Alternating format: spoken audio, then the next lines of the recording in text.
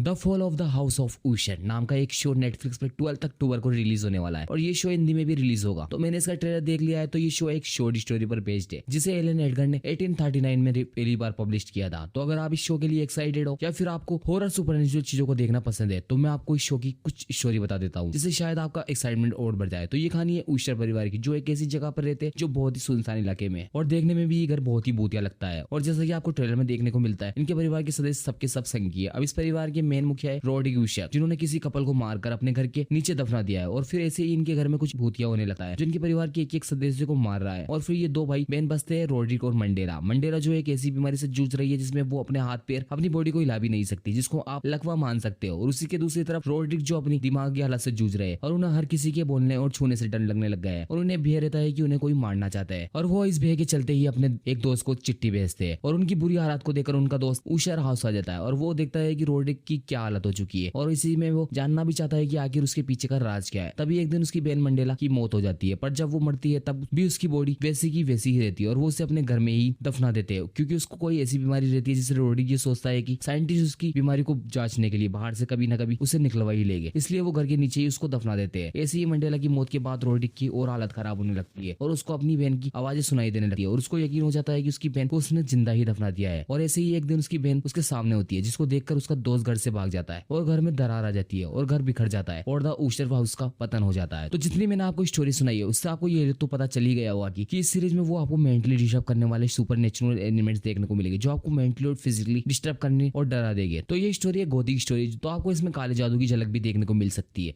इसमें ऊशर फैमिली कुछ ऐसे कारनामे करती दिखाई देगी उन लोगों के खिलाफ जो ऊशर फैमिली के विरोध में, या ऐसा भी हो सकता है कि ऊशर फैमिली अपनी पावर के चलते जादू टोना करती हो और इसी वजह से उन्होंने उस सीधी सादी फैमिली को मार डाला हो और उन्हीं का कर्ज ऊशर फैमिली को बर्बाद कर रहा हो। तो आपको शो में मिस्ट्री भी देखने को मिलेगी क्यों उस परिवार को ऊशर फैमिली ने मार डाला और वो क्यों उस केस को छुपा रहे हैं। तो इस वेब सीरीज को डायरेक्ट करने वाले हैं माइक फ्लेंगन जो पहले भी बहुत से ऐसे शोज मूवी बना चुके हैं। मतलब इस बंदे ने पीएचडी कर रखी है हॉरर जर्नल में। उसी के तहत इस वेब सीरीज का मोरल ये होगा आप अपनी जिंदगी में जितने भी कांड करते हो ऊपर वाला उसको आपको अपनी जिंदगी में जीते जी ही दिखा देगा। तो मैं इस शो के लिए काफी एक्साइटेड हूँ। वैसे मुझे हॉरर मूवी से डर लगता है पर ये एक नोवेल पर बेस्ड है तो इसको देखना बनता ही है। तो आप इसके लिए कितने एक्साइटेड हो कमेंट्स करके जरूर बताना और वीडियो पसंद आए तो चैनल को सब्सक्राइब और वीडियो को लाइक जरूर